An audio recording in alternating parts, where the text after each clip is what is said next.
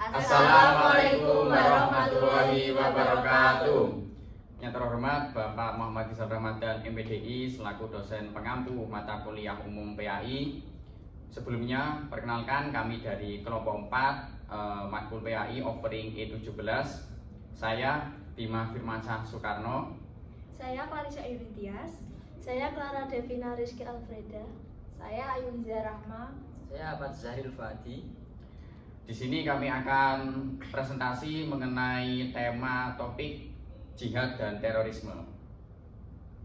Baik, di sini dalam kelompok kami akan membagikan dalam beberapa poin. Yang pertama kami akan menjelaskan mengenai pengertian. Yang kedua dalil-dalil dari jihad dan terorisme. Yang ketiga permasalahan apa saja yang ada dalam jihad dan terorisme ini beserta kesimpulannya. Kemudian ada perbedaan antara jihad dan terorisme. Selanjutnya ada konteks bom Bali yang akan kami angkat ini dalam studi kasus. Dan ada peran Gen Z apa aja biar kita bisa terhindar dari sikap radikalisme. Kemudian yang terakhir nanti ada kesimpulan.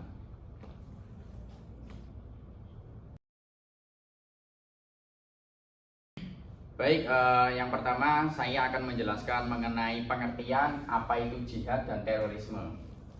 Jadi jihad berasal dari bahasa Arab yaitu jahada, jihadu dan jihadan, yang berarti kesulitan atau kesungguhan dalam berusaha. Jihad dalam pandangan Islam umumnya merujuk pada usaha spiritual atau perjuangan untuk meningkatkan diri dan menegakkan keadilan. Kemudian yang kedua yaitu terorisme. Terorisme ialah ancaman yang mengganggu keamanan banyak orang.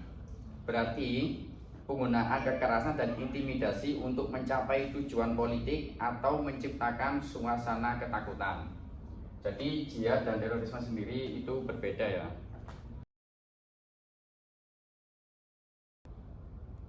Baik, kali ini saya akan menjelaskan dan menyebutkan dalil-dalil yang berkaitan dengan jihad. Yang pertama yaitu berupa yang diambil dari Al-Quran surah Al-Furqan ayat 52 yang berbunyi Bismillahirrahmanirrahim fala tuti'il kafirina wajahidhum bihi jihadan kabira, yang artinya maka janganlah engkau taati orang-orang kafir dan berjihadlah menghadapi mereka dengan Al-Quran dengan semangat jihad yang besar. Jadi ayat ini menerangkan atau menjelaskan bahwa Nabi Muhammad SAW diperintahkan oleh Allah untuk tidak menaati orang-orang kafir dan menyeru untuk berjihad menghadapi mereka dengan Al-Quran dengan semangat jihad yang besar. Kemudian yaitu yang kedua diambil dari hadis yang diriwayatkan oleh sahabat Abi Hurairah yang berbunyi an Abi Hurairah radhiyallahu anhu anna Rasulullah sallallahu alaihi wasallam qala takallafallahu liman jahada fi sabilihi la yukhriju illal jihadu fi sabilihi wa tasdiqu kalimati bi an yudkhilahul jannah aw yarji'u ila maskanihi alladhi kharaja minhu ma'a ma nala min ajrin aw ghanimatin, yang artinya dari sahabat Abi Hurairah radhiyallahu anhu bahwa Rasulullah SAW bersabda, Allah menjamin bagi siapapun yang mau berjihad di jalannya, yang mana tidaklah ia berangkat selain benar-benar untuk berjihad di jalannya dan membenarkan kalimatnya, niscaya Allah akan memasukkannya ke dalam surga, atau Allah akan mengembalikannya ke tempat tinggalnya yang ia tinggal, serta membawa yang ia peroleh berupa pahala dan ghanimah. Jadi yang dimaksud di sini menjelaskan bahwa Allah menjamin bagi siapapun yang berjihad di jalan Allah dengan jihad yang benar dan membenarkan kalimatnya yaitu Al-Quran, maka Allah menjamin bagi orang itu akan masuk ke surganya dan memperoleh pahala serta ghanimah. Permasalahan yang akan kami usung dalam studi kasus kali ini yaitu pada kasus bom Bali. Kasus besar yang menyertai istilah jihad di permukaan yaitu terjadinya aksi peledakan bom di pusat hiburan kawasan Legian, Kuta, Bali pada tanggal 12 Oktober 2002. Pelaku Amrozi Gufron Samudra menggunakan istilah jihad untuk membenarkan teror.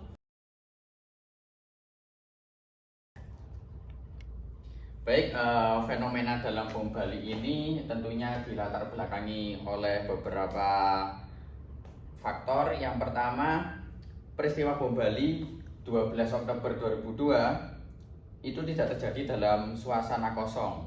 Jadi dunia internasional melihat bom Bali sebagai bagian yang tidak terpisahkan dari tragedi WTC atau World Trade Center dan Pentagon 11 September 2001 setahun sebelumnya. Nah, WTC sendiri itu merupakan tragedi penyerangan di New York, merupakan serangkaian pembajakan maskapai penerbangan yang melibatkan aksi serangan bunuh diri yang dilakukan pada tahun 2001 oleh 19 militan yang terkait dengan kelompok ekstremis Islam Al-Qaeda yang dilakukan di Amerika Serikat. Nah, WTC itu juga memakan kurang lebih 3.000 korban. Jadi peristiwa dari bom Bali ini juga turut perhatian dunia karena selama waktunya juga 1 tahun seperti itu. Kemudian mengenai pelaku, jadi sebagian pelaku dari bom Bali itu mempunyai kaitan dengan lembaga pendidikan Islam. Mereka mengenyam pendidikan di pesantren di masa lampaunya, dan mereka adalah orang-orang yang pernah mengenyam pendidikan dengan lama di pesantren. Jadi mereka berkembang anggapan bahwa mereka telah menyerap ajaran Islam dari pandangan tertentu yang mendakwahkan radikalisme. Jadi mereka sudah mengenyam pendidikan di pesantren, tetapi mereka ada beberapa pemahaman yang berbelok seperti itu. Kemudian yang selanjutnya ada terminologi agama yang mereka gunakan untuk membenarkan kegiatan mereka yang bersifat melawan hukum dan harkat kemanusiaan. Dalam hal ini, istilah-istilah seperti Allahu Akbar atau jihad yang sering mereka teriakkan membuat orang bersedia untuk membuka ruang bagi adanya elemen keagamaan di dalam tindakan yang melawan hukum tersebut. Jadi dalam pelaksanaan terorisme mereka di bom Bali, mereka menggunakan kata-kata Allahu Akbar atau jihad itu untuk menutupi mereka. Kemudian sehingga sebagian umat muslim berpandangan bahwa tindakan itu juga didasarkan pada ajaran Islam sebagaimana para pelaku percayai, karena mereka juga mengenyam di pesantren. Dan tragedi itu menempatkan sebagian umat Islam sebagai biang keladinya karena mereka membawa unsur-unsur Islam, membawa Allahu Akbar atau jihad. Jadi umat Islam pun juga kena imbasnya karena perilaku tersebut. Bahkan Islam sendiri dituding sebagai agama yang membenarkan terorisme. Tragedi-tragedi itu turut meletakkan wajah intoleran, ekstrim, dan teroris pada dunia Islam. Untuk kesimpulan masalahnya, yaitu penyalahgunaan konsep jihad oleh kelompok fanatik telah menciptakan kesalahpahaman yang mendalam di kalangan masyarakat, mengaburkan makna sejatinya sebagai perjuangan untuk kebaikan. Penting bagi umat Islam untuk menegaskan kembali makna asli jihad dan menanggapi stigma yang ditimbulkan oleh tindakan terorisme seperti kasus bom Bali, guna memperbaiki persepsi masyarakat dan membedakan antara jihad dan terorisme.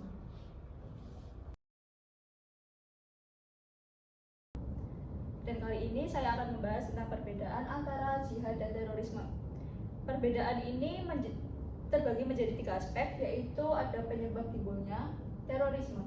Penyebab timbulnya terorisme ini ada permasalahan politik atau kekuasaan yang bersifat duniawi, sedangkan jihad ada misi suci. Contoh dari misi suci ini sendiri yaitu peperangan pada masa jahiliyah oleh Nabi Muhammad SAW.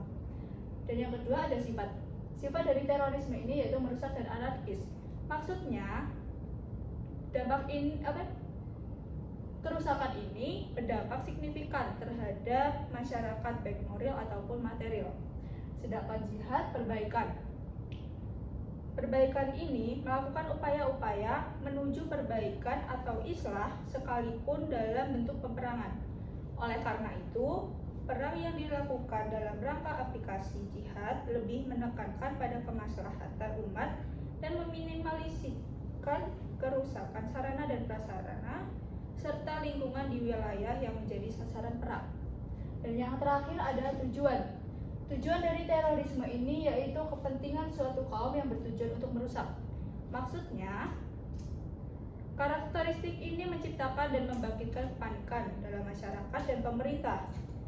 Sebaliknya, untuk jihad yaitu menekankan agama Allah dan membela hak-hak pihak yang terzalimi, yaitu semata-mata berupaya menegakkan agama dan melindungi berbagai intervensi pihak-pihak yang ingin mendiskreditkan, menodai, dan bahkan mungkin menghancurkan agama tersebut. Jihad juga memiliki misi membela hak-hak individu maupun masyarakat yang terzalimi, terdiskriminasi, dan tertindas oleh kelompok dominan atau imperialis. Konteks pada bom Bali. Konteks pada bom Bali ini terbagi menjadi 3, yaitu keterkaitan dengan terorisme. Kenapa kita mengaitkan antara bom Bali dengan terorisme? Apa yang ada di balik kejadian ledakan bom itu adalah murni dari kelompok kami, bersih dari kelompok kami. Jadi tidak ada yang menunggangi dan tidak ada yang menyokong sebagaimana berita yang hari ini sering kita dengar. Jadi kemampuan kelompok kami sebagai anak bangsa Indonesia perlu dibanggakan. Bom Bali sebagai aksi teror yang merenggut banyak nyawa memunculkan stigma negatif terhadap umat Islam dengan banyak orang yang secara otomatis mengaitkan Islam dengan kekerasan. Dan yang kedua, ada peran sosial untuk pencegah. Mengajak lembaga pendidikan, keluarga, komunitas untuk bersama-sama menciptakan lingkungan yang mendukung pemahaman Islam yang damai guna mencegah generasi muda dari pengaruh paham radikalisme yang bisa muncul setelah tragedi seperti bom Bali. Dan yang terakhir ada jihad yang disalahartikan. Jihad yang diajarkan dalam Islam adalah perjuangan untuk kebaikan, bukan kekerasan seperti pada aspek terorisme.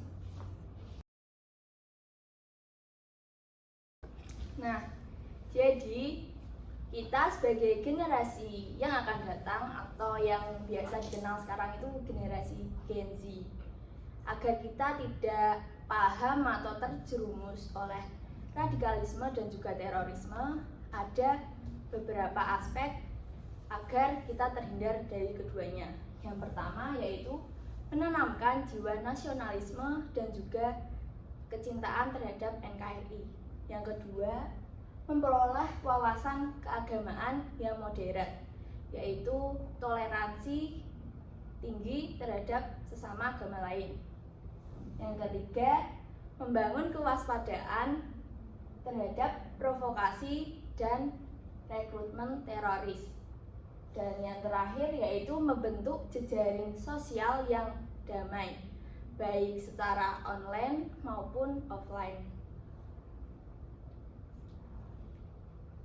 Nah, setelah pembahasan selesai, saya akan menyimpulkan yaitu penting untuk menegaskan bahwa tindakan tersebut tidak mencerminkan agama Islam. Mayoritas umat Islam mengutuk terorisme dan berusaha untuk menjelaskan bahwa jihad yang hakiki itu adalah tentang pencarian mencapai sebuah kedamaian dan keadilan. Jadi, pentingnya kolaborasi semua pihak dari masyarakat, keluarga, dan juga pendidikan untuk mencegah radikalisme dan terorisme di kalangan generasi muda. Sekian video presentasi pada kelompok 4. Kami mohon maaf yang sebesar-besarnya jika ada kesalahan kata ataupun ucapan yang kami lakukan. Sekian, terima kasih. Wassalamualaikum warahmatullahi wabarakatuh. Oke teman-teman, Terima kasih sudah menonton videonya.